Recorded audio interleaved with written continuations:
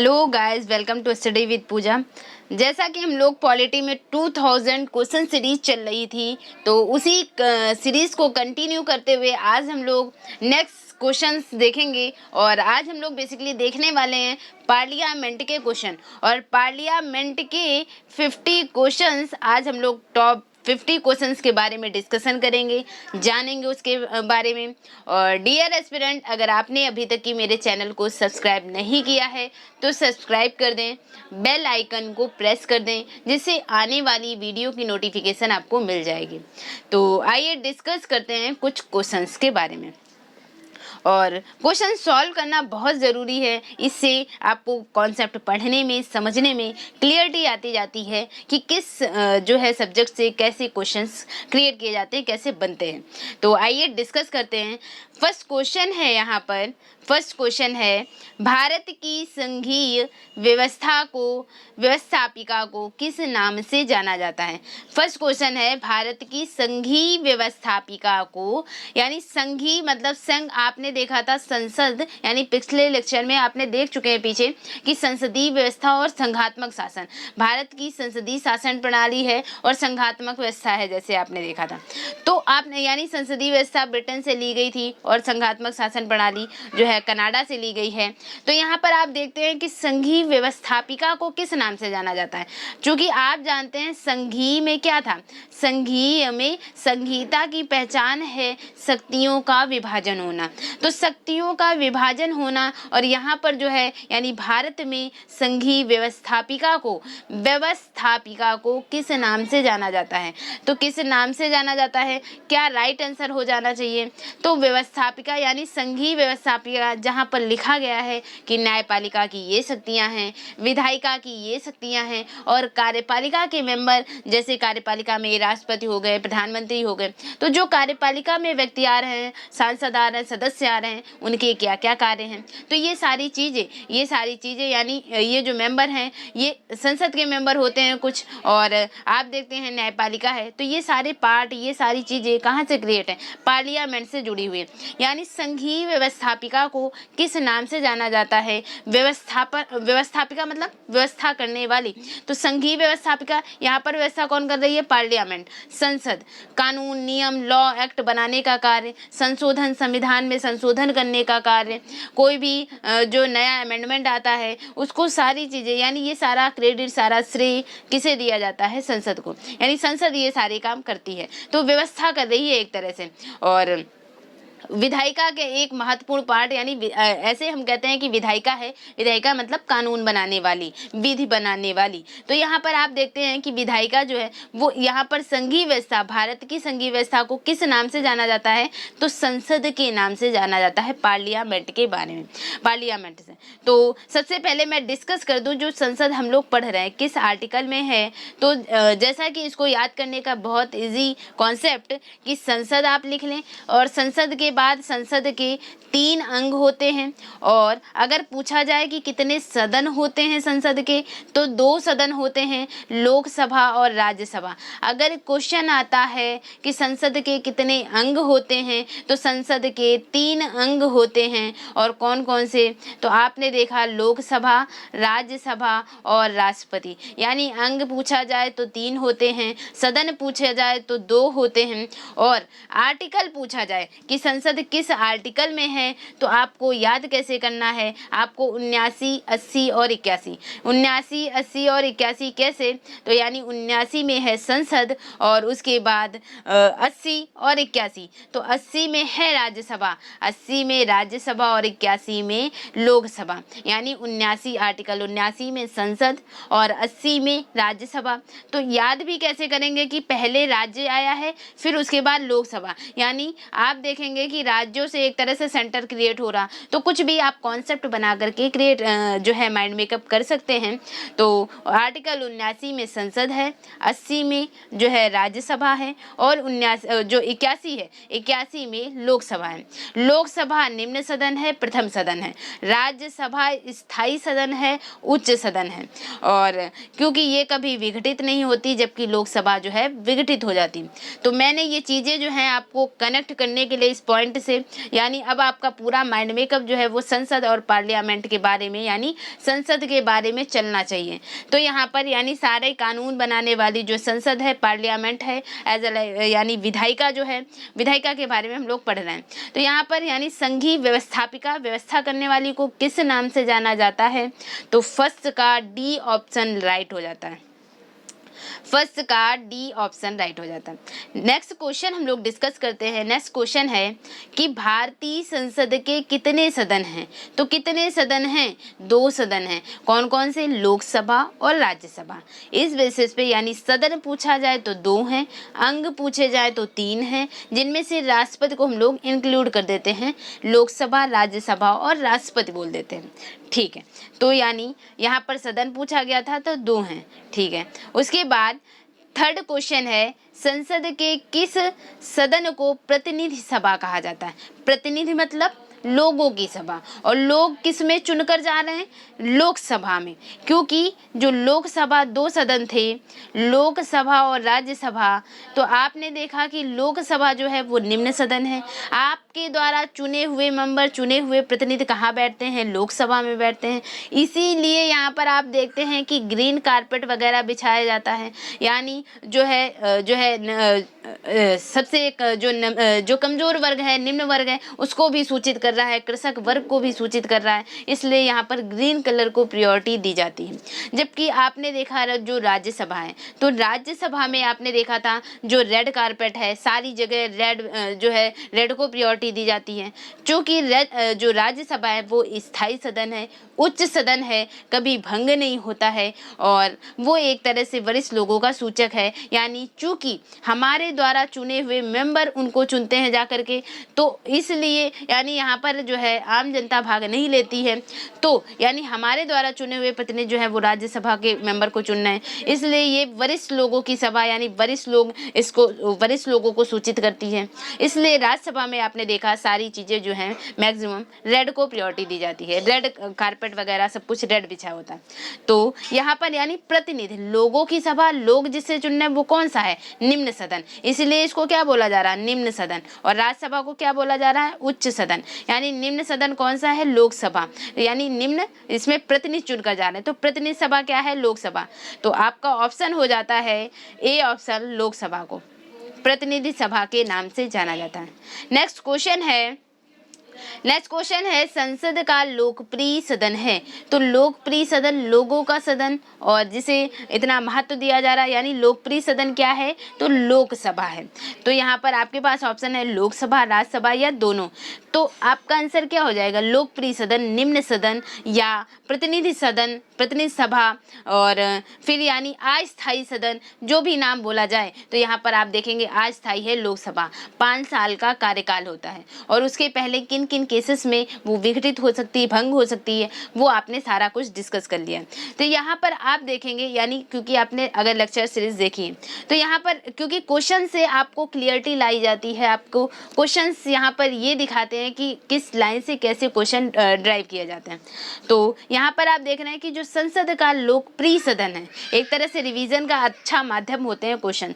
तो संसद का लोकप्रिय सदन क्या हो जाएगा? तो लोकसभा हो जाएगा। तो ए ऑप्शन यहाँ पर राइट हो जाएगा। फिर नेक्स्ट क्वेश्चन हम लोग डिस्कस करते हैं 5 नंबर क्वेश्चन।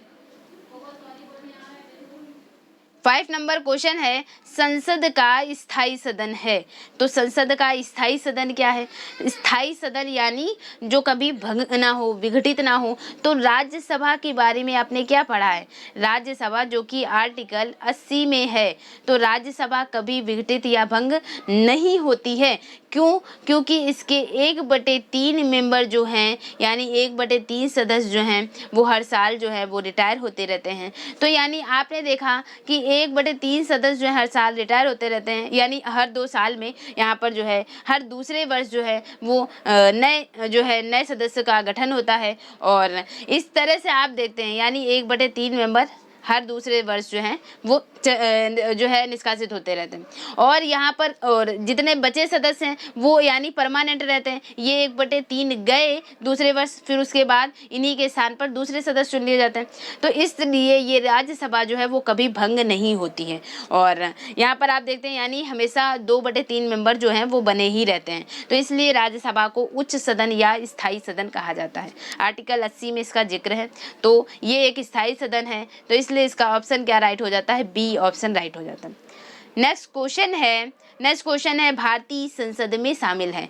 तो भारतीय संसद में जैसा मैंने बताया पहली ही लाइन में कि संसद में क्या क्या शामिल हैं, तो संसद में लोकसभा, राज्यसभा और राष्ट्रपति, जिसमें से लोकसभा आर्टिकल 81 और राज्यसभा आर्टिकल 80, संसद 79 और राष्ट्रपति के बारे में कि भारत का एक राष्ट्रपति होगा तो आर्टिकल 52 और 52 यानी भाग 5 में संघ में अपने राष्ट्रपति के बारे में। और बेसिकली ये जो संसद है वो भी संघ का ही पार्ट है, क्योंकि भाग 5 जो है, भाग 5 52 आर्टिकल से स्टार्ट होता है और 151 आर्टिकल तक की, यानी 52 to 151। तो यानी 52 से 151 आर्टिकल जो है वो संघ को रिप्रेजेंट करता है, भाग 5 को रिप्रेजेंट करता है। और इसी संघ में आप संसद, राष्ट्रपति, इन सब के बारे में पढ़ते हैं। केंद्रीय मंत्रिमंडल हो गया, प्रधानमंत्री हो गया, तो इन सब के बारे में कहा पढ़ते हैं 52 से 151 आर्टिकल। ठीक है, नेक्स्ट क्वेश्चन हम लोग 7 नंबर क्वेश्चन डिस्कस करते हैं। तो 7 नंबर क्वेश्चन देखते हैं। नेक्स्ट क्वेश्चन है, और नेक्स्ट क्वेश्चन डिस्कस करने से पहले मैं बता दूं कि जैसे संसद, तो भारत में कानून बनाने वाले को, विधायिका को संसद कह रहे हैं, उसी तरह से अमेरिका में संसद को किस नाम से जाना जाता है, ये भी क्वेश्चन पूछे जाते हैं चूँकि।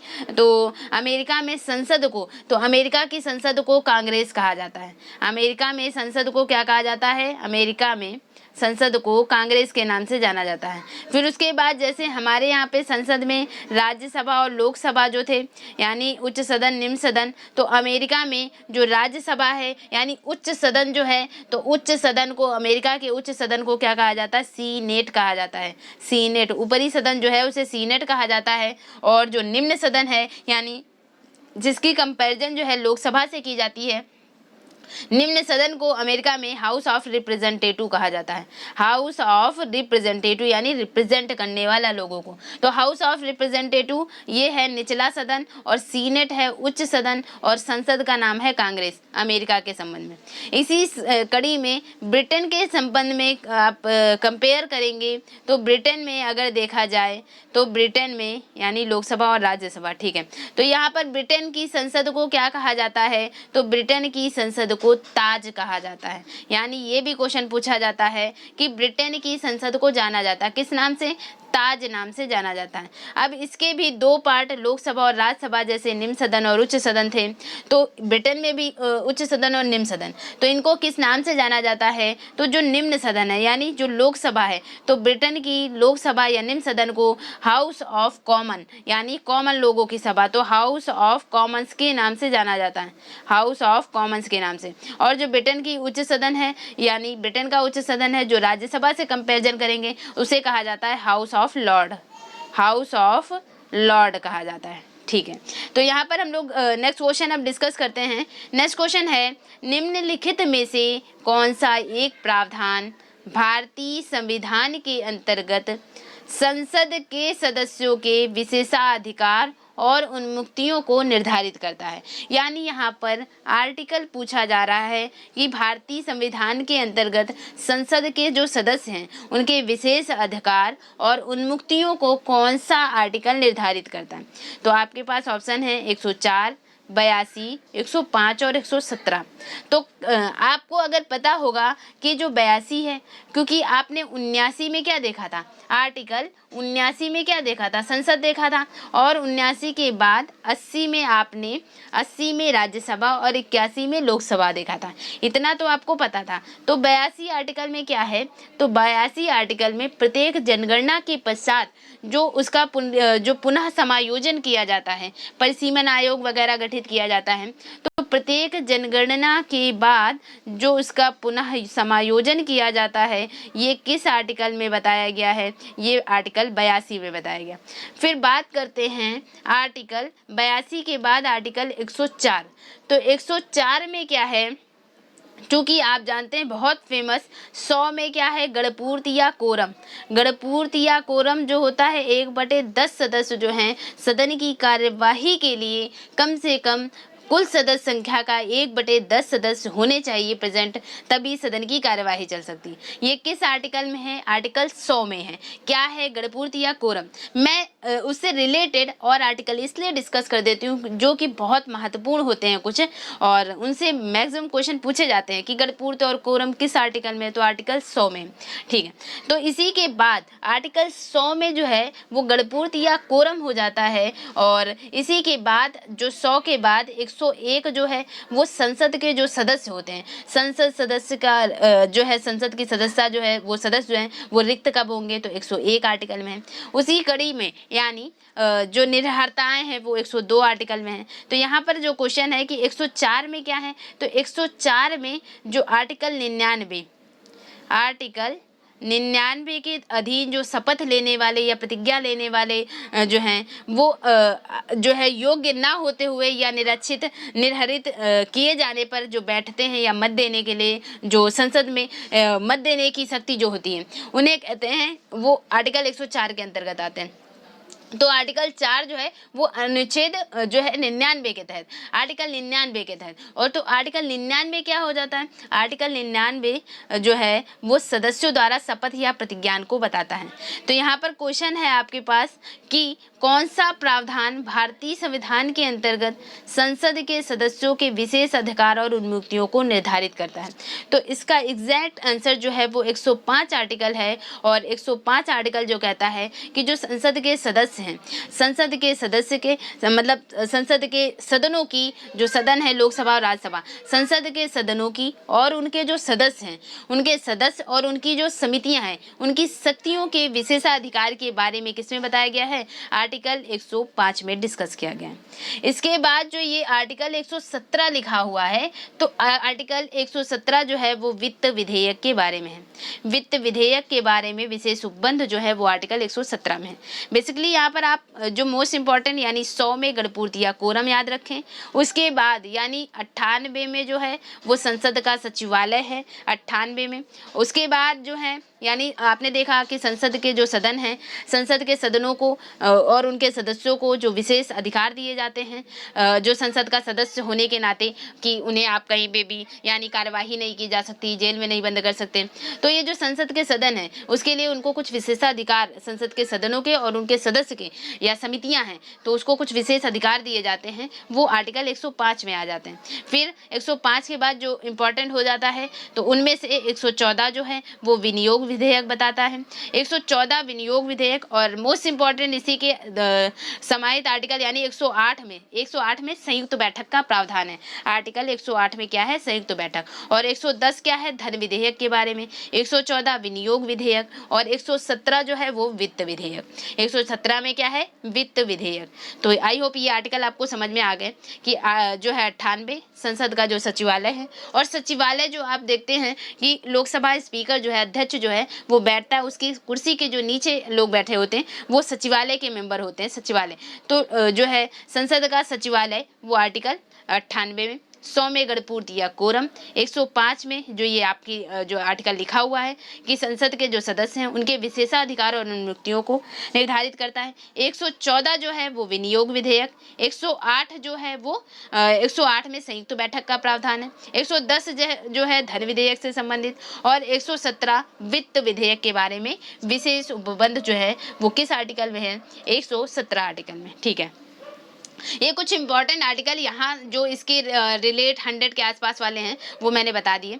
तो यहाँ पर नेक्स्ट क्वेश्चन है, निम्नलिखित में से कौन संसद का अनन्य भाग नहीं है? तो संसद के 3 ही अंग आपने देखे थे, लोकसभा, राज्यसभा और राष्ट्रपति, जबकि इनमें से उपराष्ट्रपति जो था वो संसद का अनन्य भाग नहीं था। यानी बी ऑप्शन यहाँ पर नहीं में बी ऑप्शन राइट हो जाता है। नेक्स्ट क्वेश्चन है, भारतीय संविधान के यानी भारत के संविधान में कहा गया है कि भारत की संसद के 3 अंग होते हैं। ठीक है, भारत की संसद के 3 अंग होते हैं, लोकसभा, राज्यसभा। तो यहाँ पर देखें आप कितनी बार क्वेश्चन पूछा गया है कि लोकसभा, राज्यसभा, तो तीसरा अंग क्या है? तो तीसरा अंग क्या हो जाएगा? राष्ट्रपति जो है वो संसद का तीसरा अंग कहा जाता है। हालांकि जो राष्ट्रपति है, तो राष्ट्रपति आप देख रहे हैं किसी भी सदन का सदस्य नहीं है, लेकिन राष्ट्रपति संसद का तीसरा अंग है, माना जाता है राष्ट्रपति को तीसरा अंग। चूंकि सबसे महत्वपूर्ण भूमिका जो है सदन की, यानी संसद की सबसे महत्वपूर्ण भूमिका वो राष्ट्रपति ही अदा कर रहा है।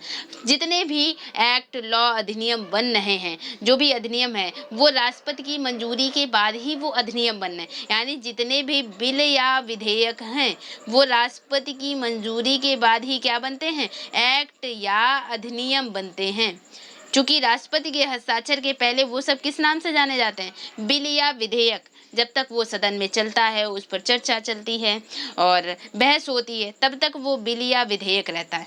जब भी राष्ट्रपति के हस्ताक्षर हो जाएंगे तो वो एक्ट या अधिनियम बन जाता है। तो यही संबंध जो है वो राज्य विधानमंडल के संदर्भ में राज्यपाल के हस्ताक्षर से पहले तक की बिल या विधेयक और उसके बाद वो एक्ट या अधिनियम बन जाता है।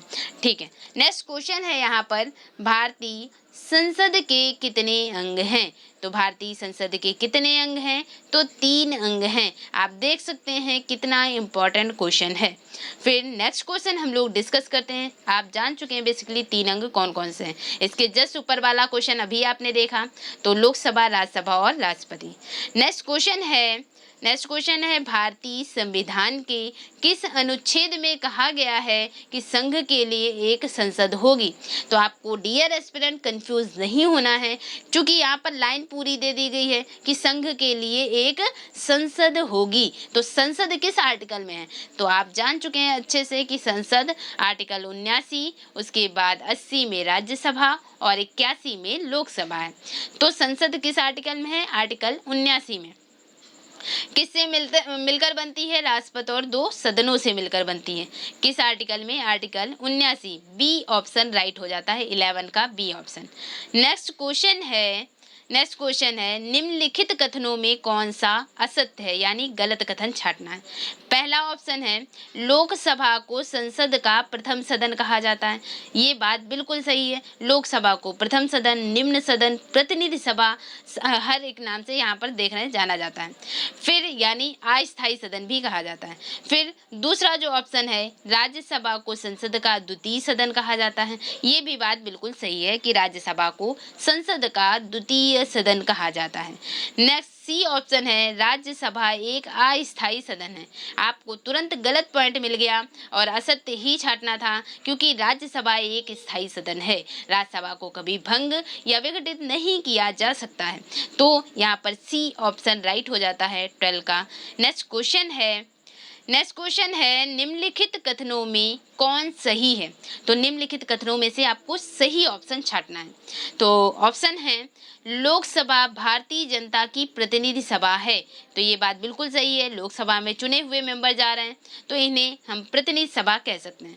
फिर दूसरा ऑप्शन है राज्यसभा संसद का उच्च सदन होते हैं। ये भी बात बिल्कुल सही है, राज्यसभा संसद का उच्च सदन होती है। फिर तीसरा ऑप्शन है राज्यसभा राज्यों का प्रतिनिधित्व करती है, और ये भी बात बिल्कुल सही है कि राज्यसभा राज्यों का प्रतिनिधित्व करती है। चूंकि राज्यसभा में कौन से मेंबर चुनकर जाते हैं, तो राज्यसभा के आपने देखा था कि 12 सदस्य जो हैं उनको तो राष्ट्रपति जो है वो मनोनीत करता है, और जो विभिन्न क्षेत्रों से संबंधित होते हैं, जो 12 के बाद जो बचे 238 जो हैं सदस्य वो कई विभिन्न राज्यों से आते हैं और वो एक तरह से राज्यों का प्रतिनिधित्व करते हैं और उन्हें हमारे द्वारा चुने हुए मेंबर जो हैं वो चुनते हैं। तो राज्यसभा राज्यों का प्रतिनिधित्व करता है, ये बात बिल्कुल सही है। तो यहाँ पर आपने देखा पहला भी सही हो गया, दूसरा भी और तीसरा भी। और यहाँ पर कौन सा सही है ऑप्शन के अकॉर्डिंग? तो उपर्युक्त सभी 13 का डी ऑप्शन राइट हो जाता है। नेक्स्ट क्वेश्चन है संसद का निम्न सदन या उच्च सदन है? तो निम्न सदन या उच्च सदन कौन सा सदन किस नाम से जाना जाता है? तो निम्न सदन जो है, यानी यहाँ पर क्रमशः देख लें आप पॉइंट, तो आपके पास क्योंकि ऑप्शन यहाँ पर आप देख लें दोनों आपको घुमा के देगा, तो क्रमशः वर्डिंग होने की वजह से निम्न सदन है लोकसभा और उच्च सदन है राज्यसभा, तो लोकसभा और राज्यसभा, बी ऑप्शन राइट हो जाता है। नेक्स्ट क्वेश्चन है, संसद को भंग करने के लिए कौन सक्षम है? तो संसद को कौन भंग कर सकता है, किसके पास पावर है? तो संसद को भंग करने के पावर जो है वो किसके पास है? तो आप जानेंगे, यानी अगर आप लगाना चाहते हैं अपना आंसर, वीडियो को पॉज करें और आप अपना आंसर टाइप कर सकते हैं, लिख सकते हैं और देख सकते हैं कि आपको ये क्वेश्चन आ रहे हैं या नहीं। तो डिस्कस करते हैं कि संसद को भंग करने के लिए कौन सक्षम है? तो संसद को भंग करने के लिए राष्ट्रपति सक्षम है। और कैसे? चूंकि आपने देखा था कि संसद के जो भी सत्रावसान हो गए, विघटन हो गए, तो यहाँ पर आप देख रहे थे विघटन और या भंग करना, तो यानी संसद को जब भंग करना होता है तो भंग कौन कर सकता है? तो वो राष्ट्रपति के पास पावर है। और ये कब कंडीशन आती है? ये कंडीशन तब आती है जब विपक्ष जो है, विपक्ष के द्वारा लाया गया अविश्वास प्रस्ताव जो है वो पारित हो जाता है, तो इस कंडीशन में जो राष्ट्रपति है वो लोकसभा को भंग कर सकता है। फिर उसके बाद यानी यहाँ पर बात की गई थी कि संसद को भंग करने के लिए, संसद को भंग करने के लिए, तो संसद में चूंकि कार्यवाही चल रही, तो संसद को भंग करने के लिए सक्षम कौन है? तो संसद को भंग करने के लिए भी सक्षम जो है वो राष्ट्रपति है। और यहाँ पर आप देखेंगे कि जो राष्ट्रपति है वो संसद का सत्रावसान, विघटन, तो इसका राइट ऑप्शन क्या हो जाता है? A option. क्योंकि संसद को, जो संसद में चल रही कार्यवाही को किन परिस्थितियों में जो आप देखते हैं स्थगित कर सकते हैं, यानी संसद में चल रही कार्यवाही को 3 सिचुएशन है जिसके थ्रू आप संसद में चल रही कार्यवाही को बंद कर सकते हैं।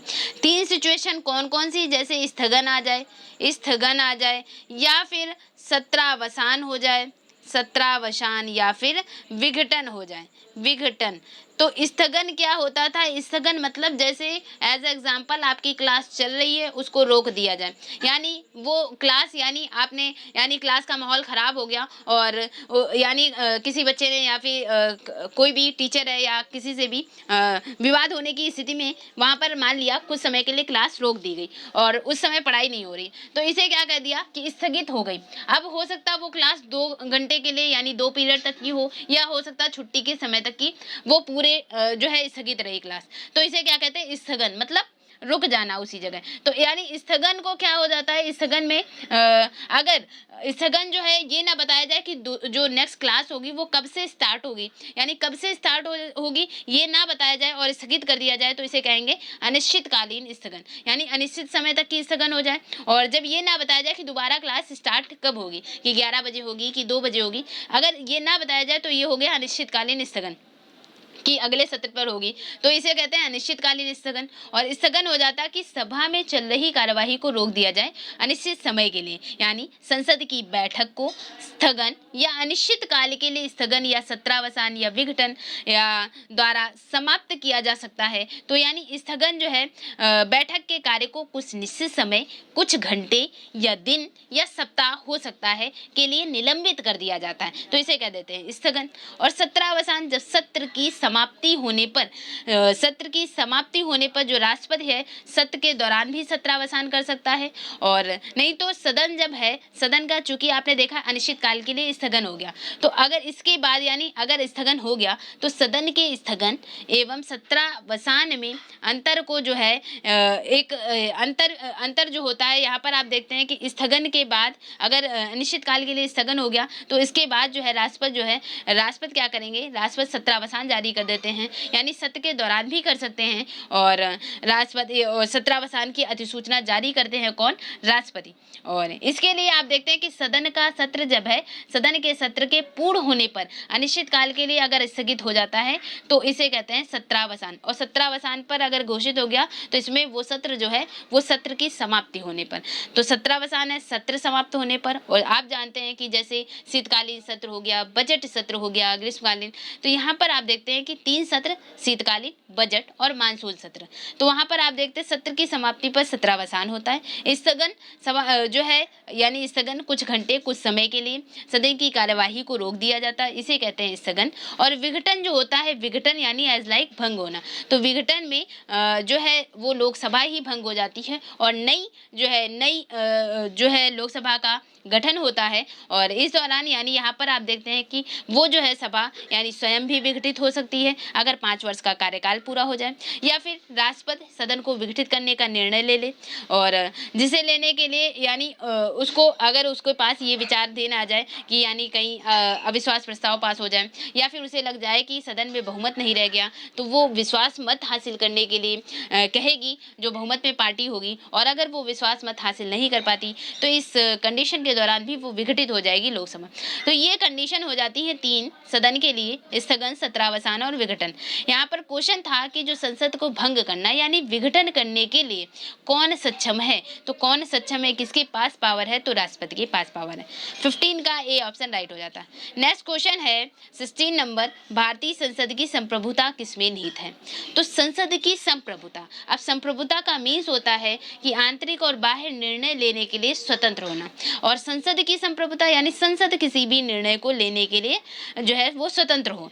तो संसद की संप्रभुता जो है वो प्रतिबंधित होती है। अब प्रतिबंधित यानी अगर संसद कुछ भी करने के लिए, अगर संसद जो है उसके पास पावर है कि वो कोई लॉ कोई भी लॉ एक्ट ला रही है, तो उसको वो प्रतिबंधित कब हो जाता है, तो प्रतिबंधित जो हो जाता है अगर आपने सिर्फ और सिर्फ लाइव सेशन ही देखे हैं जो अभी मैं संविधान संशोधन करा रही हूँ, तो भी आप इस क्वेश्चन को पकड़ ले जाएंगे कि संसद की संप्रभुता कब प्रतिबंधित हो जाती है, यानी पार्लियामेंट आपको कब जो है वो आप देखते हैं कब उसकी पावर को रिस्ट्रिक्शन लगाया जा रहा है, कब वो दब जा रही है। तो यहाँ पर आप देख रहे हैं जब प्रतिबंधित होती है तो ये किस थ्रू, तो न्यायिक समीक्षा, और न्यायिक समीक्षा की वर्डिंग किस आर्टिकल में है, आर्टिकल 13 में आपने देखा, या फिर आर्टिकल 32 के थ्रू जो है सुप्रीम कोर्ट जो है रिटे जारी करता है।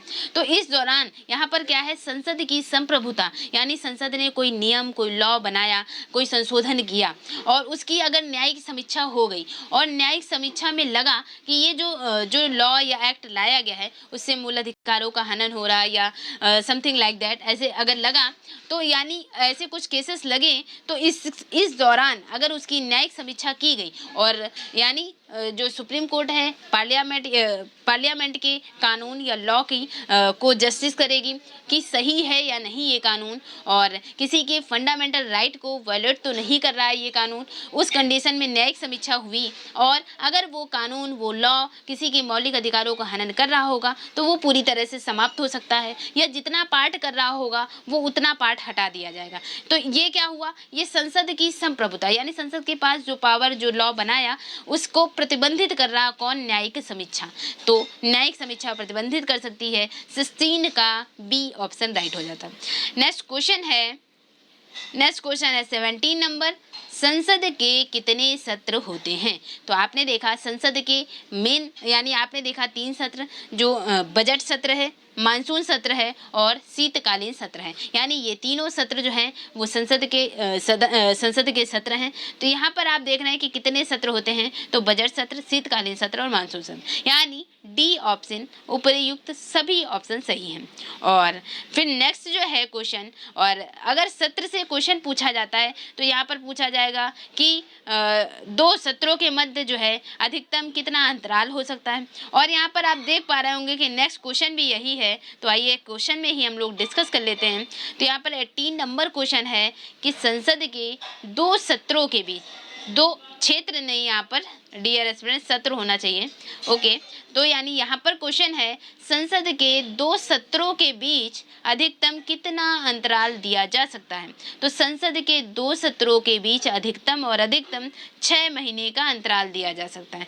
आप देखते हैं कि साल में अगर 3 सत्र डिवाइड किए गए हैं कि बजट सत्र होगा, मानसून सत्र होगा और शीतकालीन सत्र, तो यानी लेकिन ये भी बताया गया है कि ये 3 सत्र होने चाहिए चाहिए लगभग। और ये भी कंडीशन डाल दी गई है कि 2 सत्र यानी बजट सत्र, अगर बजट सत्र चला तो मानसून सत्र और बजट सत्र के मध्य यानी 6 महीने से ज़्यादा का अंतराल नहीं होना चाहिए, तो इसी ड्यूरेशन में होना चाहिए। तो यहाँ पर आप देखते हैं कि संसद के दो सत्रों के बीच अधिकतम कितना अंतराल दिया जाता है, 6 महीने का अंतराल दिया जाता है। फिर नेक्स्ट क्वेश्चन है 19 नंबर क्वेश्चन। नेक्स्ट क्वेश्चन है संसद के दोनों सदनों का संयुक्त अधिवेशन कौन आयोजित करता है?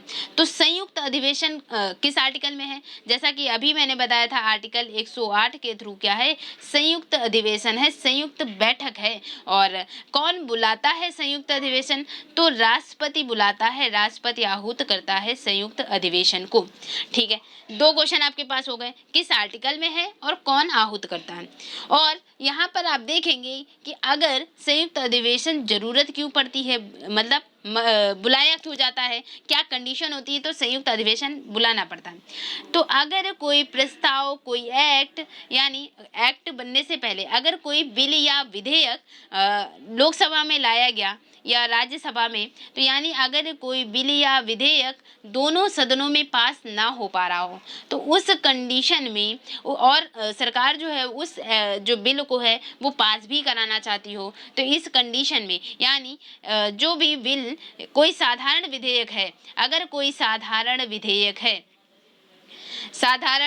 है और सरकार जो है इस साधारण विधेयक को पास करना चाहती है और राज्यसभा उसे पास ना कर रही हो इन केस, तो उस कंडीशन में यानी साधारण विधेयक को पास कराने के लिए, और लोकसभा ने मान लिया पास कर दिया हो, और लोकसभा के पास आप जानते हैं कि बहुमत होता है, बहुमत पार्टी की सरकार होती है, और सरकार कोई लॉ, कोई नियम लाना चाहती है और उसे विपक्ष ना पास कर रहा हो, यानी अगर राज्यसभा से वो ना पास हो रहा हो, तो इस कंडीशन में जो प्रधानमंत्री हैं वो संयुक्त बैठक बुलाने का जो है सुझाव देंगे राष्ट्रपति को, और राष्ट्रपति इस कंडीशन में संयुक्त बैठक बुलाते हैं। और यहाँ पर आप देखते हैं कि लोकसभा और राज्यसभा, चूंकि साधारण विधेयक है वो, यानी साधारण विधेयक से वो मामला पास हो सकता है, वो प्रस्ताव पास हो सकता है। साधारण विधेयक क्या होता है, 50% + 1, तो चूंकि मेजोरिटी लोकसभा की होती है, तो अगर अब यहाँ पर क्या होता है, यानी प्रेजेंट प्लस वोटिंग का 50% + 1 चाहिए और साधारण विधेयक के लिए, तो साधारण विधेयक के लिए जब संयुक्त बैठक बुला ली जाती है, तो उस कंडीशन में चूंकि लोकसभा के पास बहुमत होता है, और अगर लोकसभा राज्यसभा के दोनों मेंबर उपस्थित हुए तो उनमें से भी आप देखते हैं कि लोकसभा के ज़्यादा से ज़्यादा मेंबर होते हैं, और इस कंडीशन में जब संयुक्त बैठक बुलाई जाती है तो मैक्सिमम लोकसभा के मेंबर जो हैं वो सपोर्ट कर देते हैं उस प्रस्ताव या बिल को। तो अगर उस प्रस्ताव को जब लोकसभा से ही मैक्सिमम जो है वो मिल जाता है बहुमत, और कुछ थोड़ा बहुत राज्यसभा से मिल गया, तो ये इजीली जो है वो प्रस्ताव पास हो जाता है, और उसके बाद राष्ट्रपति के हस्ताक्षर हो जाते हैं, तो वो एक्ट या अधिनियम बन जाता है। तो यानी जब कभी कोई साधारण विधेयक होता है और सरकार पास कराना चाहती है, तो उस कंडीशन में जो है उस कंडीशन में संयुक्त बैठक बुलाने का राष्ट्रपति से आग्रह कर सकती है। तो यानी अब संयुक्त बैठक बुलाता कौन है, राष्ट्रपति। और यानी अगर इसके लिए 3 कंडीशन, ये तो इजीली मैंने कनेक्ट करने के लिए बताया कि किस कंडीशन में संयुक्त बैठक जो है वो बुलाई जा सकती है। तो अगर देखा जाए तो 3 कंडीशन मेन होती हैं। अगर पहली बात कि अगर कोई बिल या विधेयक जो है वो 6 महीने तक की, यानी 6 महीने से अधिक समय हो गया हो और वो पास ना हो पा रहा हो। अगर कोई बिल या विधेयक 6 महीने से अधिक समय से पास ना हो पा रहा हो, 6 महीने से वो बिल जो है वो लटका हो, वो पास ना हो पा रहा हो 6 महीने से अधिक समय तक। दूसरी कंडीशन होती है कि अगर एक सदन में पास हो जा रहा है, मान लिया लोकसभा लाई और लोकसभा में चूंकि सरकार चाहती है वो चीज़ करना, तो लोकसभा में मान लिया पास हो गया और राज्यसभा में वो पास ना हो पा रहा हो, यानी किसी एक सदन में पास होने के बाद दूसरा सदन उस बिल या विधेयक को पास ना करना चाहता हो, उस कंडीशन में संयुक्त बैठक बुलाई जाएगी। तीसरी बात ये हो जाती है, तीसरी कंडीशन कि अगर एक सदन में पारित विधेयक दूसरे सदन में जाता है और दूसरा जो है वो इसमें संशोधन करना चाहता है, दूसरा जो है सदन वो इसमें संशोधन करना चाहता है और पहला वाला जो है वो उसे संशोधन नहीं करना चाहता है, यानी वो उसे इस संशोधन को मान्य करार नहीं देता है, तो तब इस कंडीशन में इन तीनों स्थितियों में यानी कोई बिल या विधेयक जो है वो 6 महीने तक की पास ना हो पा रहा हो, या फिर एक सदन में पास हो गया हो, दूसरे सदन में ना पास किया जा रहा हो। तीसरी कंडीशन कि एक सदन में पास हो गया हो, दूसरे सदन में उसे संशोधन के लिए भेजा जा रहा हो और पहला वाला सदन उसमें संशोधन करना नहीं चाहता है। इन तीन स्थितियों में संयुक्त बैठक बुलाने का प्रावधान है और इन तीन स्थितियों में संयुक्त बैठक बुलाई जाती है और किसी भी स्थिति में इसकी अध्यक्षता जो है यानी उपराष्ट्रपति है वो इसकी अध्यक्षता नहीं कर सकता। क्यों? क्योंकि उपराष्ट्रपति जो है वो किसी भी सदन का सदस्य नहीं होता। यहाँ पर क्वेश्चन है कि संयुक्त बैठक की अध्यक्षता क्या उपराष्ट्रपति कर सकता है? तो कभी नहीं कर सकता। क्यों? क्योंकि जो उपराष्ट्रपति है, उपराष्ट्रपति या राष्ट्रपति जो आप देख पा रहे हैं, तो उपराष्ट्रपति जो है वो किसी भी सदन का जो है वो मेंबर नहीं होता, किसी भी सदन का सदस्य जो है नहीं होता है। और अर्थात यानी कह सकते हैं जो उपराष्ट्रपति है इसका सदस्य नहीं है, तो सदस्य ना होने के कारण संयुक्त बैठक जो है वो राष्ट्रपति द्वारा बुलाई जाती है और इसकी अध्यक्षता कौन करता है? तो लोकसभा अध्यक्ष करते हैं। यानी आपके पास कई सारे क्वेश्चन यहाँ पर क्रिएट हो गए कि संयुक्त बैठक की अध्यक्षता कौन करता है? तो लोकसभा अध्यक्ष करता है और उसकी अनुपस्थिति में अगर लोकसभा अध्यक्ष उपस्थित ना हो तो पीठासीन अधिकारी जो है अध्यक्षता करता है। और अभी तक की सिर्फ तीन बार जो है वो संयुक्त बैठक बुलाई गई। तो अभी हम लोग डिस्कस करेंगे, क्वेश्चन मिलेगा ये वाला। तो यहाँ पर आपके पास क्वेश्चन है, संसद के दोनों सदनों का संयुक्त अधिवेशन आयोजित होता है।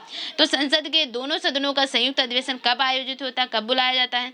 तो भारत के राष्ट्रपति के निर्वाचन के लिए। तो आपने इन तीन कंडीशनों में कहीं भी राष्ट्रपति और उपराष्ट्रपति के निर्वाचन के लिए संयुक्त बैठक बुलाने का प्रावधान नहीं देखा। तो ये दोनों ऑप्शन क्रॉस कर दें आप।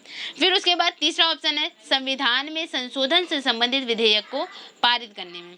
तो संविधान में संशोधन, और अगर आपने कल वाला लाइव सेक्शन देखा है, लाइव जो है यानी मैंने जो डिस्कस किया है यानी संविधान संशोधन के बारे में, तो उसमें मैंने बताया है कि संविधान संशोधन के लिए विशेष बहुमत की जरूरत होती है, ना कि साधारण विधेयक की। तो संविधान में संशोधन करना हो तो इसके लिए विशेष बहुमत की जरूरत होती है। तो यहाँ पर बात की जा रही है कि संविधान में संशोधन से संबंधित विधेयक को पारित करने के लिए, तो संविधान में संशोधन से संबंधित विधेयक कभी भी उसको पारित करने के लिए कभी भी संयुक्त बैठक नहीं बुलाई जाती है।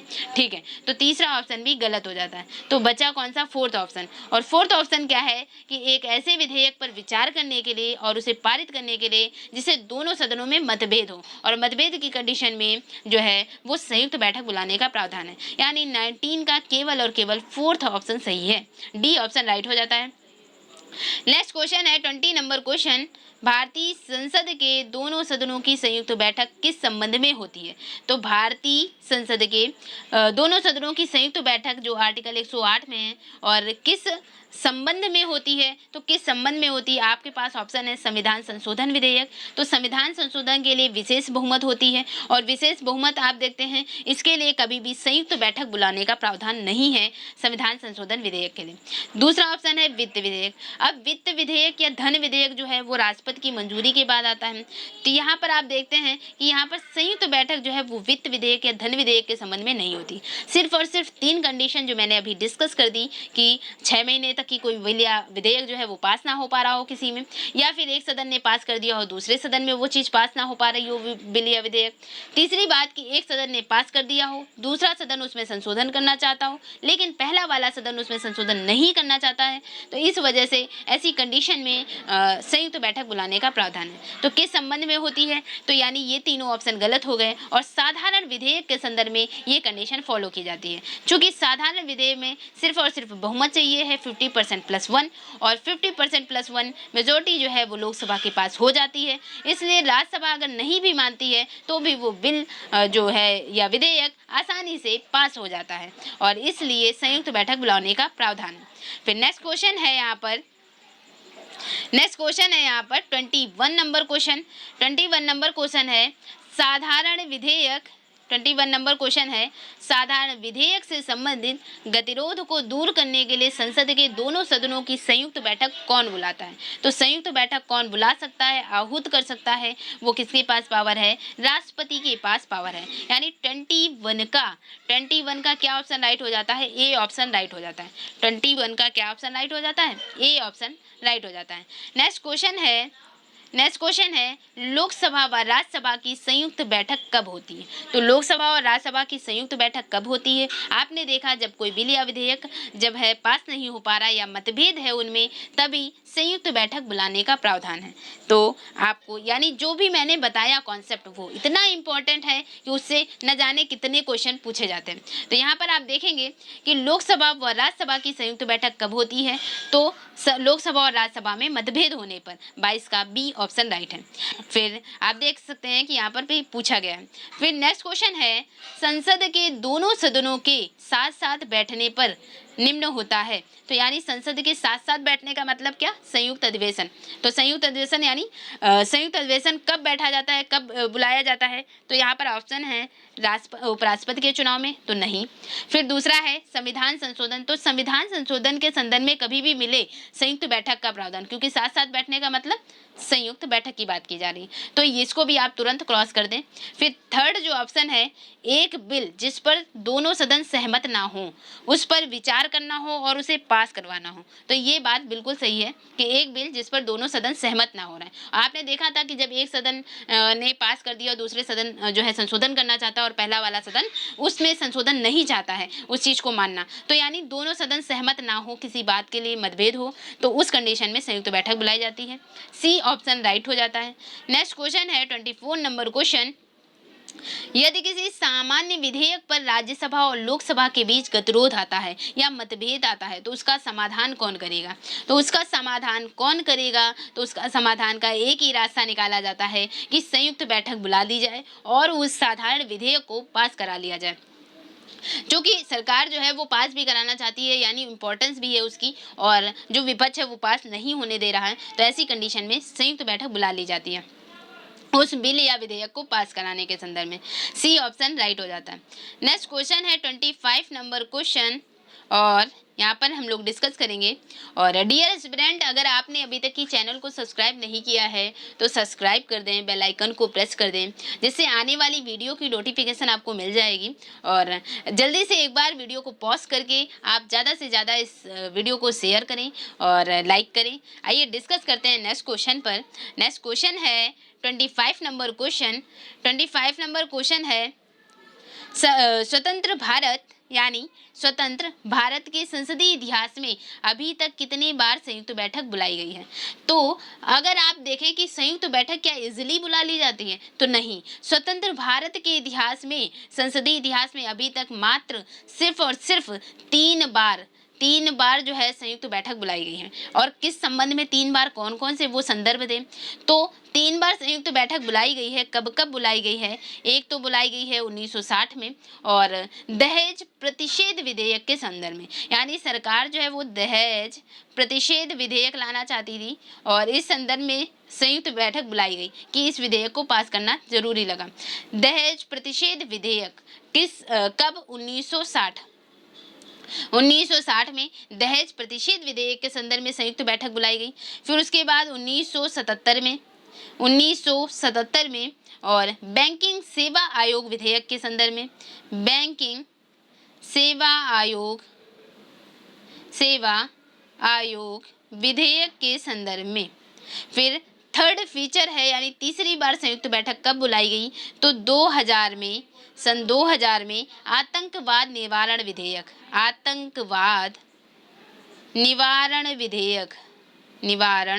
विधेयक, ठीक है। 3 बार अभी तक की स्वतंत्र भारत के इतिहास में, संसदीय इतिहास में 3 बार संयुक्त बैठक बुलाई गई है। 1960 दहेज प्रतिषेध विधेयक, 1977 बैंकिंग सेवा आयोग विधेयक, और 2000 में आतंकवाद निवारण विधेयक, 2000 में। तो यानी यहाँ पर क्वेश्चन था कि स्वतंत्र भारत के संसदीय इतिहास में अभी तक कितनी बार संयुक्त बैठक बुलाई गई है, अधिवेशन बुलाया गया है? तो 3 बार। सी ऑप्शन राइट हो जाता है 25 का। नेक्स्ट क्वेश्चन है 26 नंबर क्वेश्चन है, क्या राष्ट्रपति या उपराष्ट्रपति कभी संयुक्त अधिवेशन की अध्यक्षता करते हैं? तो मैंने इस चीज़ को डिस्कस कर दिया कि राष्ट्रपति और उपराष्ट्रपति संयुक्त बैठक, यानी आर्टिकल जो 108 में संयुक्त बैठक है, इसकी अध्यक्षता नहीं करते हैं, और इसलिए 26 का जो राइट आंसर हो जाएगा कि कभी नहीं अध्यक्षता करते हैं। क्योंकि आप देखते हैं कि इसमें भाग कौन ले रहे हैं, यानी यहाँ पर कौन, लोकसभा और राज्यसभा के मेंबर। और राज्यसभा लोकसभा के जो सदस्य हैं, तो यहाँ पर आप देखते हैं कि जब राज्यसभा का जो सभापति है वो उपराष्ट्रपति होता है और उपराष्ट्रपति राज्यसभा का मेंबर नहीं होता, सदस्य नहीं होता। तो इस कंडीशन में जब सदस्य नहीं है तो वो उसकी अध्यक्षता कैसे कर सकता है। तो यहाँ पर आप देखते हैं कि जो राष्ट्रपति है, यानी क्योंकि संसद के 3 अंगों में राष्ट्रपति है लेकिन वो सदन का मेंबर जो है वो सदन का मेंबर नहीं होता, तो इस कंडीशन में आप देखते हैं कि राष्ट्रपति और उपराष्ट्रपति जो है वो संयुक्त अधिवेशन की अध्यक्षता नहीं करते कभी। अगर इसकी अध्यक्षता कौन करेगा, तो मोस्ट इंपॉर्टेंट क्वेश्चन है कि अध्यक्षता हमेशा लोकसभा अध्यक्ष करेंगे और लोकसभा अध्यक्ष नहीं है तो पीठासीन अधिकारी अध्यक्षता करेंगे। तो यहाँ पर ऑप्शन है कि संयुक्त अधिवेशन की अध्यक्षता करते हैं राष्ट्रपति और उपराष्ट्रपति, कभी संयुक्त अधिवेशन की अध्यक्षता करते हैं तो कभी नहीं, बी ऑप्शन राइट हो जाता है। नेक्स्ट क्वेश्चन है संसद के दोनों सदनों के संयुक्त अधिवेशन की अध्यक्षता कौन करता है। यानी जस्ट ऊपर वाले क्वेश्चन से रिलेट हुआ और ये क्वेश्चन है कि संयुक्त अधिवेशन की अध्यक्षता कौन करता है, तो संयुक्त अधिवेशन की अध्यक्षता कौन करता है, लोकसभा अध्यक्ष करते हैं, यानी डी ऑप्शन राइट हो जाता है 27 का। नेक्स्ट क्वेश्चन है 28 नंबर क्वेश्चन, संसद के संयुक्त बैठक को कौन संबोधित करता है। तो आपको क्लियरिटी रखनी है माइंड में कि संयुक्त बैठक जो है आर्टिकल 108 जो है, यानी संयुक्त बैठक वो बुलाएगा कौन, राष्ट्रपति आहूत करे, यानी संयुक्त बैठक जो बुलाता है वो राष्ट्रपति है, लेकिन अध्यक्षता करता है लोकसभा अध्यक्ष। तो उसको संबोधित कौन करेगा, संयुक्त बैठक को संबोधित भी राष्ट्रपति करेंगे, यानी संयुक्त बैठक बुलाते हैं राष्ट्रपति, संबोधित करते हैं राष्ट्रपति, लेकिन अध्यक्षता कौन करते हैं, तो अध्यक्षता करते हैं लोकसभा अध्यक्ष। तो आपको अब शायद ये क्लियरिटी हो गई इस क्वेश्चन। तो संयुक्त बैठक को कौन संबोधित करता है, तो राष्ट्रपति, यानी 28 का डी ऑप्शन राइट हो जाता है। संयुक्त बैठक को कौन संबोधित करेगा, राष्ट्रपति। फिर नेक्स्ट क्वेश्चन है 29 नंबर क्वेश्चन, भारत की संसद के दोनों सदनों की संयुक्त बैठक किस लिए आयोजित की जाती है, यानी किस लिए बुलाई जा रही है, क्या राष्ट्रपति के निर्वाचन के लिए या उपराष्ट्रपति के निर्वाचन के लिए, नहीं। फिर तीसरा है संविधान संशोधन विधेयक, तो संविधान संशोधन विधेयक भी नहीं है। और चौथा ऑप्शन है कि जब भी मतभेद हो या उस विधेयक पर विचार करने और उसे पारित करने के लिए जिस पर दोनों में मतभेद हो, डी ऑप्शन मोस्ट बिल्कुल सही है पूरी तरह से, तो 29 का डी ऑप्शन राइट हो जाता है। नेक्स्ट क्वेश्चन है 30 नंबर क्वेश्चन है संसद के संयुक्त अधिवेशन में विधेयक जो है वो पारित होता है।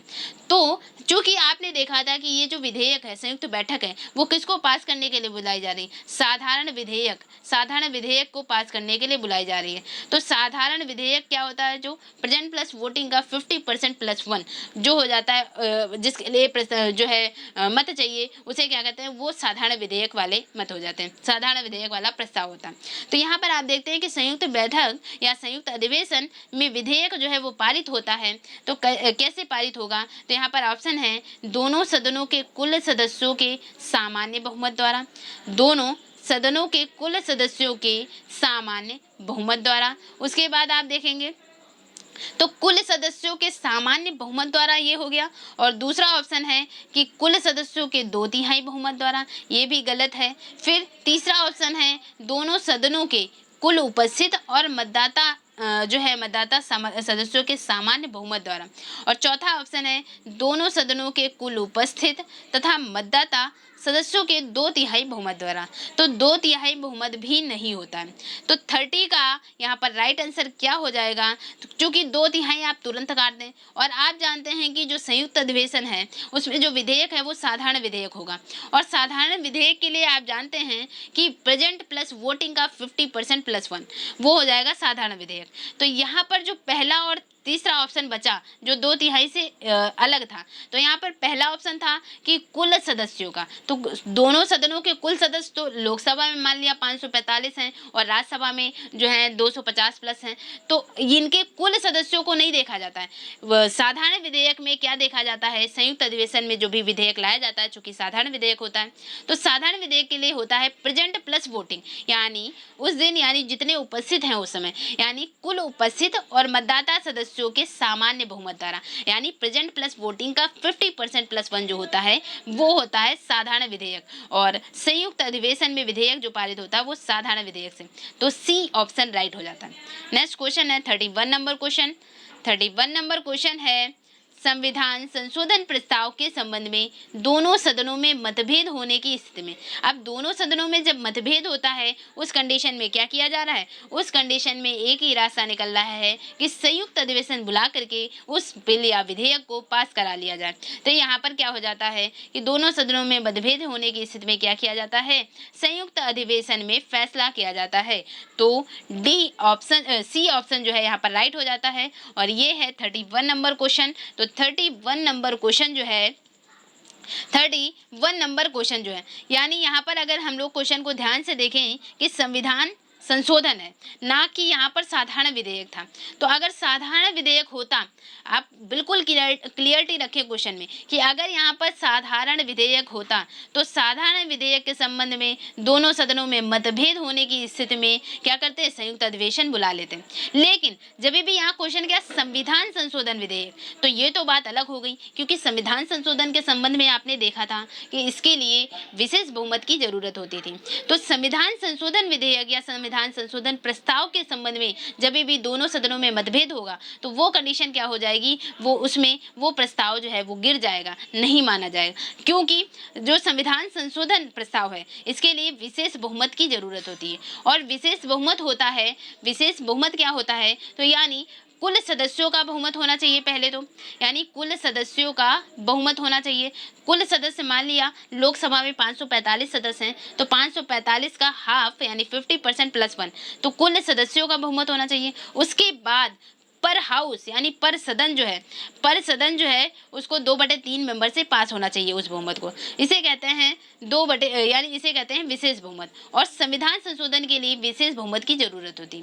अगर इन केस अगर वो लोकसभा में पास भी हो जाता है, लेकिन राज्यसभा के, आप जान रहे हैं कि राज्यसभा के 2/3 मेंबर से पास होना जरूरी है। अगर नहीं पास करता तो वो विधेयक पास ही नहीं होगा, वो विधेयक एक्ट बन ही नहीं पाएगा। इस कंडीशन में वो प्रस्ताव गिर जाएगा। और एज एग्जाम्पल इसका कि जैसा कि इसमें यानी जो है कूपर केस जैसे था, तो कूपर केस में लोकसभा में पास हो गया था लेकिन राज्यसभा में वो पास नहीं हो पाया, बैंकों के राष्ट्रीयकरण से जो रिलेटेड था केस।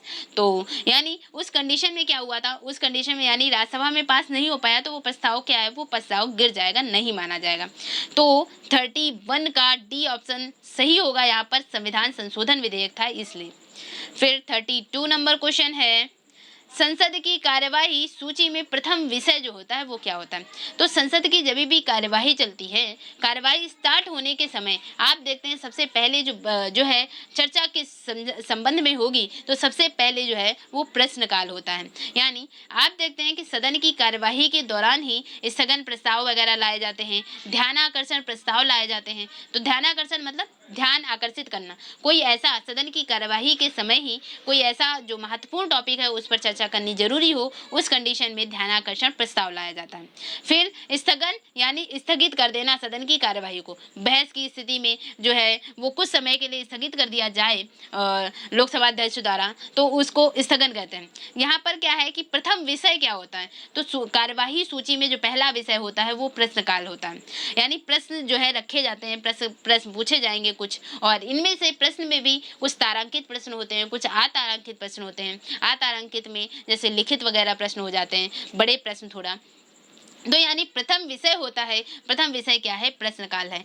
तो 32 का बी ऑप्शन यानी 32 का बी ऑप्शन राइट हो जाता है।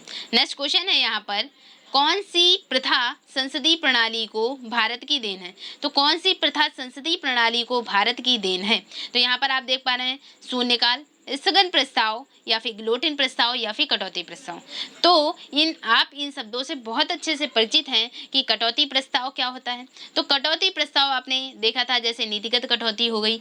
तो यहाँ पर जो कटौती प्रस्ताव है यानी जो भी मांगे रखी जाती हैं बजट के दौरान कि इस कार्य के लिए इतना जो है पैसा चाहिए, तो उसके लिए कटौती प्रस्ताव जो है वो विपक्ष लाता है। और दूसरा आप देखते हैं जो गिलोटिन प्रस्ताव है, तो गिलोटिन प्रस्ताव किसे कहा जाता था, तो यानी उस समय यानी कुछ निश्चित समय के लिए कुछ निश्चित समय दिया जाता है किसी भी प्रस्ताव पर बहस करने के लिए, और उस निश्चित समय तक की बहस करा ली जाती है। उसके बाद वोटिंग करा ली जाती है कि इस प्रस्ताव के संबंध में कौन कौन से पक्ष में हैं, कितने लोग और कितने विपक्ष में। तो फिर उसके बाद लास्ट में यानी 1 घंटे के चर्चा का समय दिया गया, और उसके बाद मान लिया वोटिंग करा ली गई और उसके आधार पर निर्णय लिया जाता है। तो ये हो जाता है गिलोटिन प्रक्रिया। तो यहाँ पर स्थगन में आप देख रहे हैं कार्यवाही रुक जाती है, और ये शून्यकाल। तो भारत कौन सी प्रथा संसदीय प्रणाली को भारत की देन है? तो भारत की देन जो ये शून्यकाल है, तो शून्यकाल जो है ये भारत की देन है। ए ऑप्शन यहाँ पर राइट हो जाता है, 33 का ए ऑप्शन। नेक्स्ट क्वेश्चन हम लोग डिस्कस करते हैं। 33 के बाद 34 नंबर क्वेश्चन डिस्कस करेंगे। तो 34 नंबर क्वेश्चन है, संसद के किसी सदस्य की सदस्यता तब समाप्त समझी जाती है यदि वह बिना सदन को सूचित किए अनुपस्थित रहता है।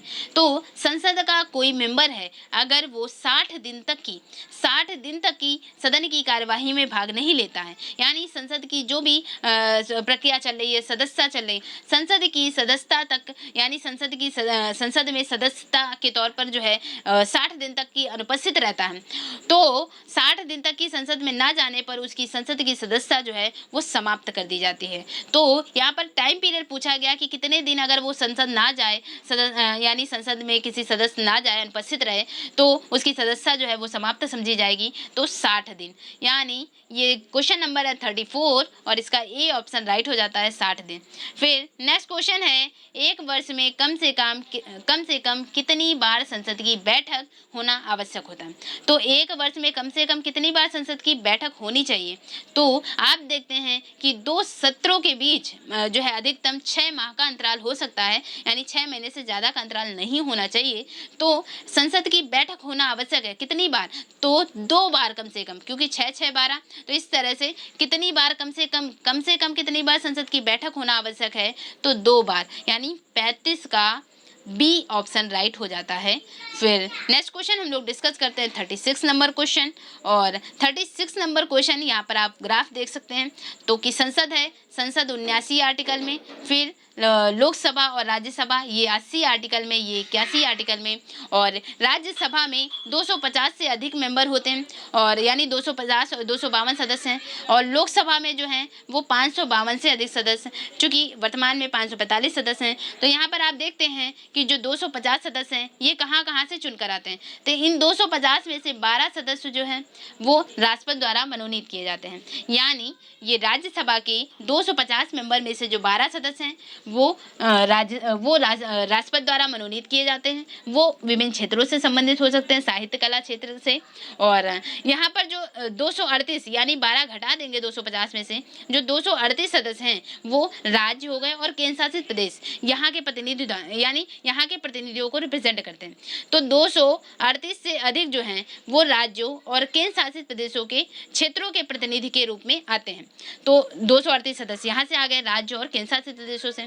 फिर जो लोकसभा है, लोकसभा में 552 सदस्य से ज़्यादा, उनमें से जो 530 हैं वो राज्यों से होते हैं, 530 सदस्य राज्य से हो जाते हैं, 2 को एंग्लो इंडियन जो सदस्य हो जाते हैं 2 सदस्य हो गए, तो 530 प्लस 2 यानी 532। तो यहाँ पर सीधा आंकड़ा आप ये ले लेते हैं कि 530 सदस्य राज्यों से और 20 सदस्य जो होते हैं वो केंद्र शासित प्रदेशों से होते हैं। 2 सदस्य को जो है राष्ट्रपति एंग्लो इंडियन सदस्य हैं उनको मनोनीत करता है। तो यहाँ पर जो 20 सदस्य हैं वो कहाँ से होंगे? वो केंद्र शासित प्रदेशों से होते हैं।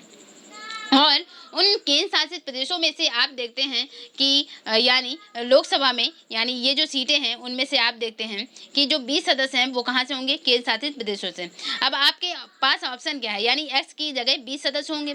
अब 20 के लिए अब ऑप्शन आप उठा लें कि यानी बी हो सकता है या फिर सी हो सकता है। 20 मेंबर आपको यहीं पर दिख रहे हैं, ठीक है। अब बी और सी को पढ़ लें आप। यहाँ पर बी क्या है कि 20 से अधिक नाम निर्देशित सदस्य। तो ये जो 20 सदस्य होंगे वो मनोनीत होकर नहीं आ रहे राष्ट्रपति के माध्यम से, यानी नाम निर्देशित यानी मनोनीत तो नहीं है, यानी बी ऑप्शन जो आप ऐसे क्रॉस कर सकते हैं। फिर दूसरा क्या है कि संघ राज्य क्षेत्र के 20 से अधिक प्रतिनिधि। तो ये जो 20 बचे थे वो कहाँ से आते हैं? केंद्र शासित प्रदेशों से होकर आते हैं, केंद्र शासित प्रदेशों से आते हैं। तो यानी यहाँ पर सी ऑप्शन पूरी तरह से राइट हो जाता है, सी ऑप्शन राइट हो जाएगा। नेक्स्ट क्वेश्चन है 37 नंबर क्वेश्चन, और डिस्कस करते हैं हम लोग। 37 नंबर क्वेश्चन है, भारत के संविधान में क्या कथित है, यानी भारत के संविधान में निम्नलिखित में से क्या कथित है। ऑप्शन है आपके पास राष्ट्रपति संसद के किसी भी सदन का सदस्य नहीं होगा। तो जो राष्ट्रपति है वो संसद के किसी भी सदन का राष्ट्रपति जो है वो नहीं होगा। दूसरा ऑप्शन है संसद राष्ट्रपति और दो सदनों से मिलकर बनती है। चूंकि आप देख सकते हैं कि इन दोनों में से एक ही बात सही हो सकती है, और आप बहुत अच्छे से जानते हैं कि संसद के 3 अंग होते हैं। कौन कौन से होते हैं अब आप बताएं।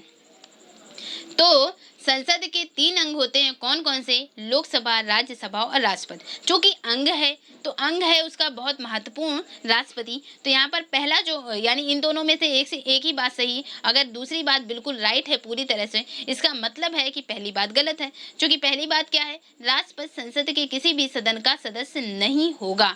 तो राष्ट्रपति जो है उसके पास ये बाउंडेशन नहीं है कि वो किसी भी सदन का सदस्य जो है वो नहीं होगा। लोकसभा का मेंबर या राज्यसभा का मेंबर कोई भी सदस्य जो है वो राष्ट्रपति पद के लिए उम्मीदवार हो सकता है। और यहाँ पर आप देखते हैं किसी भी सदन का सदस्य जो है वो नहीं होगा, यानी ये बात यहाँ पर गलत हो जाती है। इसलिए 37 का राइट आंसर क्या हो जाएगा कि केवल दूसरा ऑप्शन सही है, और 37 का डी ऑप्शन यहाँ पर राइट हो जाएगा। नेक्स्ट क्वेश्चन है 37 के बाद 38 नंबर क्वेश्चन। तो 38 नंबर क्वेश्चन है, निम्नलिखित विधेयकों में से किसका एक भारतीय संसद के दोनों सदनों द्वारा अलग अलग विशेष बहुमत से पारित होना आवश्यक हो जाता है। तो जैसा मैंने बताया कि साधारण विधेयक के लिए सिर्फ प्रेजेंट प्लस वोटिंग का 50% प्लस 1 चाहिए होता है, और यहाँ पर बात की जा रही है कि विशेष बहुमत के लिए किसमें ज़रूरत होती है, तो संविधान संशोधन विधेयक के लिए विशेष बहुमत की ज़रूरत होती है। तो आपके पास ऑप्शन है साधारण विधेयक नहीं, वित्त विधेयक या धन विधेयक जो है वो राष्ट्रपति की मंजूरी से आते हैं। उसके बाद आया संविधान संशोधन विधेयक। तो यस, सबसे most appropriate right answer D option right होगा कि संविधान संशोधन विधेयक। और संविधान संशोधन के लिए आप जानते हैं पर हाउस 2/3 सदस्यों के विशेष बहुमत, 2/3 सदस्य जिसको कहते हैं, जिसे विशेष बहुमत कहते हैं, तो विशेष बहुमत से पारित होना आवश्यक होता है। तो 38 का डी ऑप्शन राइट हो जाता है। नेक्स्ट क्वेश्चन हम लोग 39 नंबर क्वेश्चन डिस्कस करते हैं। 39 नंबर क्वेश्चन है, सांसदों के वेतन का निर्णय कौन करता है। तो सांसद जो हैं उनके वेतन का निर्णय कौन करता है, तो आप जानते हैं कि सांसदों का वेतन जो है भारत की संचित निधि से यहाँ पर जो है, लेकिन यहाँ पर निर्णय कौन करेगा कि सांसदों का वेतन कितना होना चाहिए, तो ये संसद ही निर्णय करती है। यानी सांसदों के वेतन के बारे में निर्णय कौन करेगा, तो संसद ही करेगी। 39 का ए ऑप्शन राइट होगा। और इसीलिए आप देख रहे थे कि जैसे कुछ अभी सांसदों के जो वेतन है वो कितने ज़्यादा बढ़ा दिए गए थे। तो यहाँ पर क्योंकि इनका निर्णय भी कौन करता है, संसद ही करती है, तो यहाँ पर ए ऑप्शन राइट हो जाएगा। नेक्स्ट क्वेश्चन हम लोग डिस्कस करते हैं 39 के बाद 40 नंबर क्वेश्चन। 40 नंबर क्वेश्चन है, संसद के कुल सदस्यों का कितना भाग वैधानिक चैम्बर बुलाने या मीटिंग बुलाने के लिए आवश्यक गणपूर्ति या कोरम है। तो गणपूर्ति या कोरम के लिए कितना भाग चाहिए होता है, 1/10 मेंबर जो हैं वो सदन की कार्यवाही चलने के लिए कम से कम कुल सदस्यों का 1/10 सदस्य उपस्थित होने चाहिए। यानी अगर 545 मेंबर हैं तो 545 का 1/10 यानी लगभग 55 सदस्य तो होने चाहिए, जिसके बल पर जो है वो कार्यवाही स्टार्ट हो सके। तो यहाँ पर आप देखते हैं कि कुल सदस्यों का कितना भाग जो है वो मीटिंग बुलाने के लिए या आवश्यक गणपूर्ति या कोरम के लिए आवश्यक होता है, तो कुल सदस्यों का 1/10। किस आर्टिकल में ये बात कही गई है, आर्टिकल 100 में कही गई है। एक बार ए ऑप्शन राइट हो जाता है। नेक्स्ट क्वेश्चन है, संसदीय प्रणाली वाली सरकार को किस अन्य नाम से जाना जाता है। तो मैंने संघीय व्यवस्था और संसदीय व्यवस्था, फेडरल सिस्टम और पार्लियामेंट्री सिस्टम मैंने डिस्कस कर लिया है। तो यहाँ पर आप जानते हैं कि संसदीय प्रणाली को किस अन्य नाम से जाना जाता है, तो उत्तरदायी सरकार कहा जाता है। बी ऑप्शन राइट हो जाता है। नेक्स्ट क्वेश्चन है, भारतीय राजनीतिक व्यवस्था में कार्यपालिका किसके अधीन रहकर कार्य करती है। तो कार्यपालिका किसके अधीन रहकर कार्य करती है, तो कार्यपालिका विधायिका के प्रति उत्तरदायी होती है। आप जानते हैं एग्जीक्यूटिव मेंबर और जो है यानी एग्जीक्यूटिव मेंबर कार्यपालिका हो गई, और फिर आप देखते हैं जुडिशरी जो है वो बिल्कुल अलग है, यानी न्यायपालिका अलग है और कार्यपालिका विधायिका जो है कानून बनाती है, विधायिका कानून बनाती है और कार्यपालिका जो है वो कानून जो बनाती है विधायिका उसको इम्प्लीमेंट करने का कार्य कार्यपालिका करती है। तो एक तरह से जो सदस्य होते हैं वो आप देखते हैं कि संसद के जो सदस्य हैं उनमें से कुछ सदस्य जो हैं वो विधायिका और कार्यपालिका दोनों के सदस्य होते हैं, यानी जिसे कहते थे दोहरी सदस्यता रखते हैं। तो यहाँ पर आप देखते हैं कि संसदीय प्रणाली वाली सरकार को, यानी यहाँ पर क्वेश्चन है हम लोगों का कि भारतीय राजनीतिक व्यवस्था में जो कार्यपालिका है वो किसके अधीन रहकर कार्य करती है। तो यहाँ पर क्वेश्चन है किसके अधीन रहकर कार्य करती है। तो अधीन यहाँ पर जब क्वेश्चन आपकी बात की जा रही है तो वो न्यायपालिका के अधीन, यानी यहाँ पर उत्तरदायी होती है वो विधान पालिका के प्रति, यानी विधायिका के प्रति कार्यपालिका उत्तरदायी होती है। लेकिन अधीन जो है, अधीन जो अब जब बात की जाती है अधीन की, तो चूंकि आप देख रहे थे जब न्यायिक समीक्षा, चूंकि अभी जब न्यायिक समीक्षा आप देखते हैं कि पार्लियामेंट कोई भी कानून कोई भी लॉ बनाती है, किसी भी संविधान संशोधन करती है या कोई भी लॉ कोई भी एक्ट या अधिनियम बनाती है, उन हर जो है उनके उसके द्वारा यानी पार्लियामेंट के द्वारा बनाए गए हर कानून की जुडिशियल रिव्यू कर सकती है न्यायपालिका।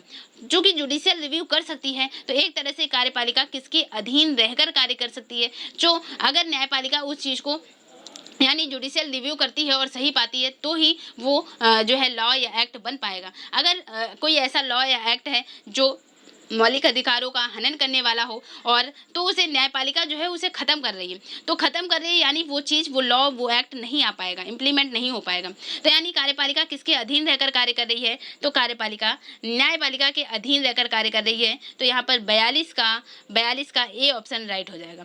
नेक्स्ट क्वेश्चन है यहाँ पर 43 नंबर क्वेश्चन कि संविधान लागू होने के बाद सर्वप्रथम त्रिशंकु संसद का गठन कब हुआ। तो त्रिशंकु संसद जो है ह्यूज पार्लियामेंट या त्रिशंकु संसद का गठन कब होता है, और इस 43 नंबर क्वेश्चन का जो राइट आंसर हो जाता है 1989। तो संविधान लागू होने के बाद जो है त्रिशंकु संसद का गठन कब होता है, तो 1989 में। फिर नेक्स्ट क्वेश्चन है 44 नंबर क्वेश्चन, और 44 नंबर क्वेश्चन है अस्थायी संसद भारत में कब तक अस्तित्व में रही। तो अस्थायी संसद जो है वो भारत में कब तक अस्तित्व में रही। तो यहाँ पर आप जानते हैं कि अस्थायी संसद यानी अस्थायी संसद कब तक अस्तित्व में रही, तो 17 अप्रैल 1952। और अस्थायी सदन जो है यानी लोकसभा और राज्यसभा, लोकसभा को अस्थायी सदन कहते हैं जबकि राज्यसभा को स्थायी सदन कहते हैं। तो जो लोकसभा को अस्थायी सदन और राज्यसभा को स्थायी सदन कहते हैं। तो यहाँ पर आप बात की जा रही है कि अस्थायी संसद भारत में कब तक अस्तित्व में रही, तो 1952। यहाँ पर आप देखेंगे कि 44 का डी ऑप्शन यहाँ पर राइट हो जाएगा, 1952। ठीक है। नेक्स्ट क्वेश्चन है 45 नंबर क्वेश्चन, भारत की पार्लियामेंट या संसद का उद्घाटन कब हुआ। तो भारत की पार्लियामेंट या संसद का उद्घाटन कब हुआ, तो उद्घाटन कब हुआ पार्लियामेंट या संसद का, तो 1927 में हुआ। यानी ये फिक्स आपको ये डेट है, तो ये इन पर डिस्कशन नहीं किया जा सकता इतना। तो यहाँ पर आप देखेंगे भारत की पार्लियामेंट या संसद का उद्घाटन कब हुआ, तो 1927 में। बी ऑप्शन राइट है। नेक्स्ट क्वेश्चन है 46 नंबर, तो 46 नंबर है संसद के दोनों सदनों का 17वां कौन बुलाता है, यानी 17वां कौन आहूत करता है। तो आहूत करना या बुलाना, तो यहाँ पर आपके पास ऑप्शन है संसदीय मामलों के मंत्री नहीं, उपराष्ट्रपति नहीं, फिर उसके बाद राष्ट्रपति या लोकसभा अध्यक्ष। कंफ्यूजन तो सिर्फ इन्हीं दो ऑप्शन में आपको हो सकता है कि राष्ट्रपति या लोकसभा अध्यक्ष। तो संसद का दोनों सदन का 17वां, तो दोनों सदनों का 17वां कौन बुलाएगा, तो 17वां बुलाने की पावर किसके पास होती है, तो राष्ट्रपति के पास। आपने देखा था जैसे संयुक्त बैठक है, तो संयुक्त बैठक जब बुलाई जाती थी तो राष्ट्रपति बुलाता था, अध्यक्षता लोकसभा अध्यक्ष करते थे। तो यहाँ पर क्वेश्चन है कि संसद के दोनों सदनों का 17वां या सत्र को बुलाना, तो 17वां मतलब 17वां जो है वो सत्र की समाप्ति पर लाया जाता है, और सत्र की समाप्ति पर कौन जारी करता है, तो राष्ट्रपति। और राष्ट्रपति 17वां जो है वो सत्र के दौरान भी कर सकते हैं, मैंने डिस्कस कर दिया है ये चीज। और 17वां कौन करता है, तो राष्ट्रपति। बी ऑप्शन राइट हो जाएगा। नेक्स्ट क्वेश्चन है 47 नंबर क्वेश्चन, संसद के किन सदस्यों को गैर सरकारी सदस्य कहा जाता है। तो संसद के किन सदस्यों को गैर सरकारी सदस्य कहा जाता है, तो जो मंत्री के अलावा अन्य प्रत्येक सांसद को क्या कहा जाता है, गैर सरकारी सदस्य। यानी जिनके पास मंत्रालय है, मंत्री के अलावा अन्य प्रत्येक सांसद को क्या कहा जाएगा, गैर सरकारी सदस्य। बी ऑप्शन राइट हो जाएगा। नेक्स्ट क्वेश्चन है 48 नंबर क्वेश्चन, और 48 नंबर क्वेश्चन है कि भारत सरकार के निर्णय के अनुसार संसद का अगर एक एक सदस्य है वो अपने क्षेत्र के विकासात्मक कार्य हेतु कितनी राशि खर्च करता है। तो अपने क्षेत्र के विकास करने के लिए कितनी राशि खर्च करता है संसद का एक सदस्य। तो संसद का एक सदस्य अपने क्षेत्र के विकास करने के लिए कितनी राशि खर्च करता है, तो वो 5 करोड़ राशि जो है वो खर्च कर सकता है। यहाँ पर आप देखेंगे 48 का डी ऑप्शन राइट है। 5 करोड़ अपने क्षेत्र का विकास करने के लिए कोई सांसद खर्च कर सकता है। और उसके बाद 49 नंबर क्वेश्चन है कि किसी संसद सदस्य की अयोग्यता के संदर्भ में निर्णय कौन करता है। तो कोई भी संसद सदस्य जो है वो अयोग्य है, इसके बारे में निर्णय कौन करेगा। तो इसके बारे में निर्णय करने का जो पावर है वो भी राष्ट्रपति के पास होता है। संसद सदस्य की अयोग्यता से संबंधित निर्णय करने की पावर किसके पास होती है, राष्ट्रपति के पास होती है। और जो संसद का सदस्य किन परिस्थितियों में यानी अयोग्य या निरर्हर होगा वो किस आर्टिकल में है, तो आर्टिकल 102 में इस अयोग्यता या निरर्हरता के बारे में है। तो अयोग्यता के संदर्भ में निर्णय करेगा राष्ट्रपति। 49 number question and last one है 50 नंबर क्वेश्चन। और 50 नंबर क्वेश्चन है भारत की संचित निधि पर धन निर्गम किसका नियंत्रण होता है। यानी भारत की संचित निधि से कोई धन निकालना है, धन व्यय करना है, तो इस पर किसका नियंत्रण होगा। तो भारत की संचित निधि पर किसका नियंत्रण होगा, संसद। और संसद में उस चीज पर बहस होगी, यानी किस चीज के लिए पैसा लिया जा रहा है, कितना पैसा लिया जा रहा है, उस चीज के लिए बहस होती, चर्चा होती है। तो यहाँ पर आप देखते हैं कि कुछ जो है वो भारत की संचित निधि पर भारित खर्चे होते हैं और कुछ जो है यानी धन निर्गम के लिए नियंत्रण किसका होगा, तो वो पूरी तरह से संसद का नियंत्रण होता है। आई होप आपको ये 50 जो क्वेश्चन है इससे काफ़ी कुछ क्लियर हुआ होगा, आपके डाउट्स बहुत सारे क्लियर हुए होंगे। आई होप आपको सेशन अच्छा लगा होगा। तो अच्छा लगा हो तो लाइक करें, कमेंट करें और शेयर करें ज़्यादा से ज़्यादा। और अगर आप कोई सजेशन, कोई सुझाव देना चाहते हैं तो नीचे कमेंट बॉक्स में टाइप कर सकते हैं। आपकी कोई क्वेरी हो, कोई क्वेश्चन हो तो भी आप पूछ सकते हैं।